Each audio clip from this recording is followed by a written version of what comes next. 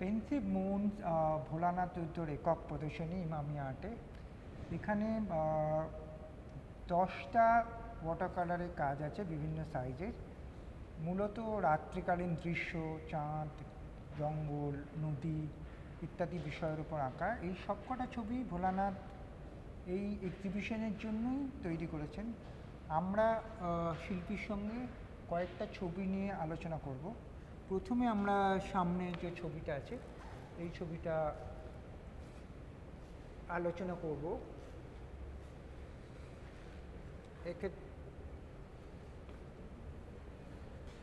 ভোলানাথের ছবিতে আমরা দেখি এই এক্সিবিশনে যে ছবি আছে সেগুলো আছে যেমন আগের ছবিতেও মূলত ওয়াটার কালারের কালার ওয়াশ দিয়ে ছবি আঁকেন ভোলানাথ একটা বিশেষ পদ্ধতিতে, কিন্তু বিষয়গুলো অনেক সময় আমাদের খুব আধুনিক সমকালীন বিষয় যেমন, এবং সেগুলো খুবই চিন্তার বিষয়।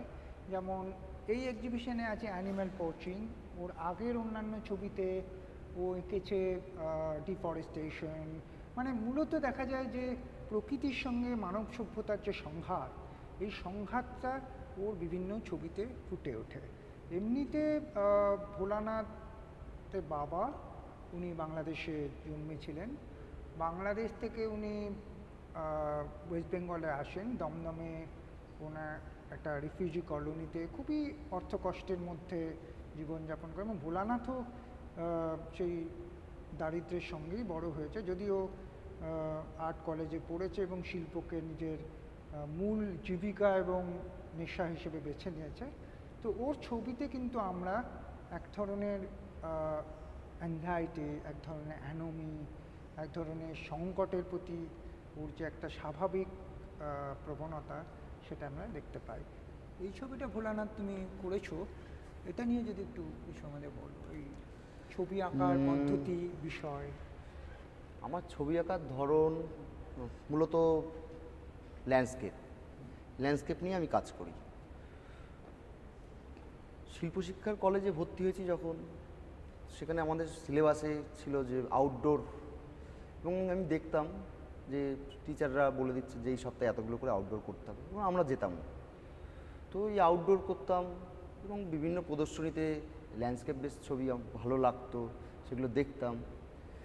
তো আমার এক সময় মনে হলো যে আমি তো ল্যান্ডস্কেপ করছি, তো এই ল্যান্ডস্কেপটাকে আমি একটু অন্যরকমভাবে কিছু করতে পারি। সেই জায়গা থেকে আমার দেখা যায় ল্যান্ডস্কেপ, তার সাথে আমার কল্পনাকে মিশ্রণ করে যদি কিছু করা যায় সেই চেষ্টাই আমি করে থাকি আর কি। তো সেই জায়গা থেকে এই 10টি ছবি যে আমি এঁকেছি, তো মূলত ল্যান্ডস্কেপ, এবং এই ল্যান্ডস্কেপ মানে ছবিগুলি হলো রাতের ছবি। মানে রাতটাকে আমি এখানে এই এক্সিবিশনে আমি বেছে নেওয়ার কারণটা হলো প্রকৃতি তার নিজের খেয়াল, নিজের মধ্যে নিজের ভাবনা চিন্তা করে, সে যে নীরবতায় সে নিজেকে নিজে মেলে ধরতে পারে, সে দিনের আলোয় সেখানে মানুষ যে প্রবেশ করে সেটা তখন সম্ভব না। প্রকৃতির মধ্যে পশু পাখি তারা তাদের নিজেদের বাড়ি, এটা সেখানে মানুষ যখন প্রবেশ করে সেখানে তাদের জীবনযাপনে ব্যাঘাত ঘটে। তো এখানে রাত্রির যে দৃশ্যগুলো আমি এঁকেছি, এখানে তাদের যে বেঁচে থাকার যে লড়াই, যে মানুষের সাথেও তাদের লড়াই করতে হচ্ছে বেঁচে থাকার জন্য, কারণ তারা মাইগ্রেট হচ্ছে, মানুষ তাদের যে থাকার জায়গা সেটা দখল করে নিচ্ছে আস্তে আস্তে। সেই জায়গা থেকে এরকম একটা দৃশ্য তৈরি করেছি, এক একটা ছবিতে এক এক রকমভাবে। তাহলে তোমার মানে মূলত দেখা যাচ্ছে যে ছবির মধ্যে আমরা দেখতে পাচ্ছি যে মানুষের যে বেড়ে ওঠা লোভ, মানুষের এই যে আধুনিক সভ্যতায় যে বেড়ে ওঠা লোভ, হাতির দাঁত, আইভরি, এগুলো একরকমভাবে উপমার মতোই আসে যে এটা একটা সার্বিকভাবে এই সভ্যতায় মানুষের বেড়ে ওঠার লোভ এবং তার ফলে প্রকৃতির সঙ্গে তার অবধারিত সংঘাত, এইটা তোমার ছবিতে বারবার নানাভাবে ফিরেছে। আচ্ছা, তোমার এইগুলো যে তুমি করেছো, এখানে এইটা মানে প্রত্যেক কটা ছবিতেই আমরা মানুষের অবয়ব দেখতে পাচ্ছি না, কিন্তু প্রত্যেকটা ছবিতে মানুষের অস্তিত্ব মানে উপস্থিতি আছে। এই মানুষের উপস্থিতি কখনো এই যে ডিজিট বা নাম্বারিং, কখনো এই যে আলোর উপস্থিতি, এতে এখানে আমি মানুষের অবয়ব দেখতে না পেলেও কিন্তু মানুষের উপস্থিতি বোঝা যাচ্ছে।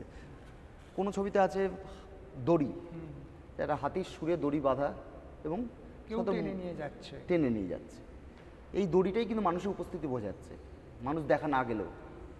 তো ওই প্রকৃতির সাথে যে একদম মানুষের যে সংঘাত, প্রকৃতিরই অংশ মানুষ, কিন্তু ওই প্রকৃতির কাছ দিয়ে মানুষ পাচ্ছি আমরা, কিন্তু পাবো ততটুকুই যে যতটুকু আমার প্রয়োজন, কিন্তু তার একটা লিমিটেশন থাকার প্রয়োজন আছে।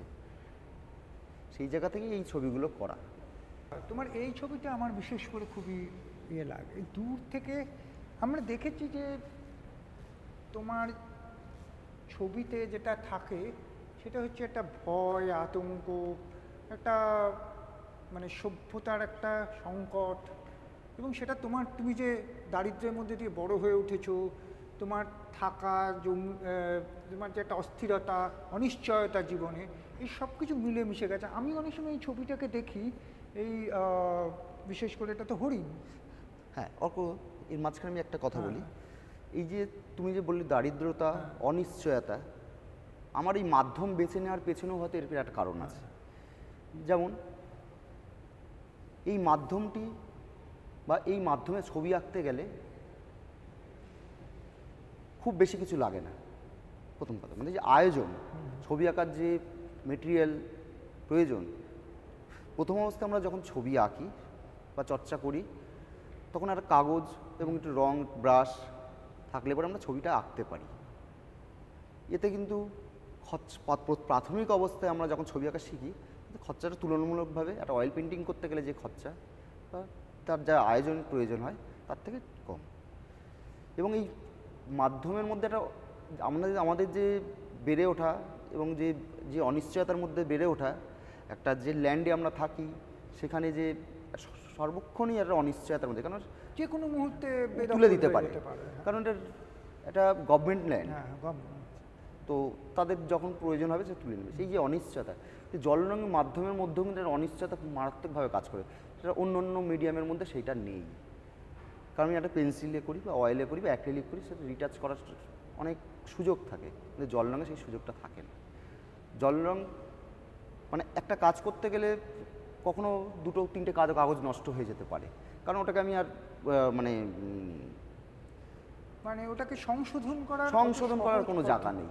এই যে অনিশ্চয়তা, এই অনিশ্চয়তাটা কিন্তু আমি এনজয় করি, এই অনিশ্চয়তারই আমি এনজয় করি। সেটাই তোমার জীবনের অভিজ্ঞতার সঙ্গে কোনো না কোনো সংযুক্ত করে।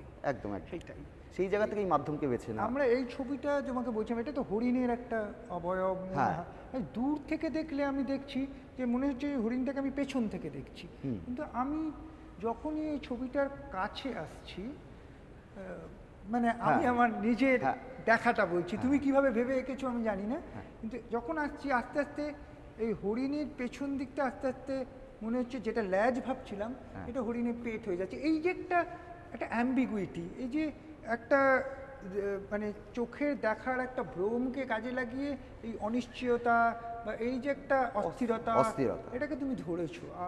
এটা তো একটা খুবই মানে অনেক বড় শিল্পীরাই ছবিতে অ্যাম্বিগুইটি ব্যবহার করেন এবং অনিশ্চয়তাকে, তার সংকটকে ধরার জন্য। এটা একটা আমার খুব গুরুত্বপূর্ণ লাগে ছবিটা। এটা দর্শকের চোখে এটা একটা অন্যরকম মাত্রা দেয়, কারণ এই হরিণটি যেখানে রয়েছে সে একদম নিজের জায়গায় রয়েছে, কিন্তু সেখানে একটা হঠাৎ একটা লাইন, একটা আলো বা একটা কিছু যেটা নেচার নয়, সেটা তো মানুষেরই তৈরি কিছু জিনিস, হয় হতে পারে রিবন হতে পারে বা এটা একটা লাইট হতে পারে, কিছু একটা হবে যে জিনিসটা প্রকৃতির নিজস্ব তৈরি নয়, ম্যানমেড জিনিস। তো যেটার উপস্থিতি এখানে প্রয়োজন ছিল না, সেটা উপস্থিত হয়ে হয়তো তাকে ব্যাঘাত ঘটেছে তার জীবনযাপনকে, তার প্রাণ সংশয়, সে হঠাৎই পেছন ঘুরে দেখছে কি হলো, সেই জায়গা থেকে একটা এরকম ধরনের একটা কম্পোজিশন। আর আরেক মানে তোমার এই ছবিগুলো নিয়ে আমরা আলোচনা করছিলাম, সেক্ষেত্রে আমরা দেখছি যে সংকট, ক্রাইসিস, কোনো একটা বড়, যেমন বলছো অ্যানিম্যাল পোচিং পশু হত্যা এগুলো, কিন্তু তোমার আরও অন্য ধরনের ছবি আছে যেটা এই ছবিটা বিশেষ করে যেটা তোমার গোল্ডেন বো। হ্যাঁ, এই ছবিটাতে আমরা কিন্তু তুমি যেটা বলছিলে যে জল রঙে কল্পনার সঙ্গে একটা মানে তুমি যেটা বলছিলে তোমার নিজের কল্পনা ফ্যান্টাসি এগুলোকেও তুমি নিয়ে এসেছো ছবির ক্ষেত্রে। মূলত তো ল্যান্ডস্কেপ, এবং এই ল্যান্ডস্কেপ আমি যেটা দেখিয়েছি এখানে একটি সমুদ্র উপকূলবর্তী অঞ্চল, সেখানে মানুষ তার নিজের কিছু সম্পদ আহরণের জন্য সে সমুদ্রে যাচ্ছে। এবং গোল্ডেন বোটের কনসেপ্টটা ওইভাবেই আসছে। হ্যাঁ, এবং গোল্ডেন বোট সে সেখানে সম্পদ তুলে নিয়ে আসবে সেই বোটটা তাদের সভ্যতার এবং তাদের জীবন ধারণের জন্য বোটটা তাদের কাছে সোনার মতো দাম। সেই জায়গা থেকেই গোল্ডেন বোট করা হয়েছে। একটা জিনিস আমার খুব লাগে, খুব আশ্চর্য লাগে, যেটা আমার মনে হয় এই প্রদর্শনীর একটা খুব গুরুত্বপূর্ণ দিক। আমি জানি যে তুমি এটা হয়তো ভেবেই করেছো, যে একদিকে যেমন এই প্রদর্শনীটার মধ্যে সমস্ত ছবিগুলোকে জুড়ে রেখেছে অন্ধকার, মানে বিশেষ করে জ্যোৎস্নার রাত্রিকালীন অন্ধকার। এই ছাড়া আরেকটা জিনিস আছে যেটা খুব ইম্পর্ট্যান্ট আমার মনে হয়, সেটা হচ্ছে চাঁদ এবং রাত বাদ দিয়েও এই ছবিগুলোকে জুড়ে রেখেছে একটা সিমিলিচিউড। মানে ধরো চাঁদের যে বাঁকা ভঙ্গি, হাতির দাঁতের যে বাঁকা শেপ, অথবা নৌকার যে বাঁকা গড়ন, এই বঙ্কিমতা, অর্থাৎ এই যে সিমিলিচিউড, এই যে রূপের এই যে একটা সিনথেসিস হচ্ছে, এইটাও আমার মনে হয় তুমি খুবই সুন্দরভাবে এই ছবিগুলোর মধ্যে ছড়িয়ে দিয়েছো, এবং সেই জিনিসটা এই সমস্ত ছবিগুলোকে একটা বাঁধনে বেঁধেছে দিচ্ছে। একদমই ঠিক, একদমই সেটা।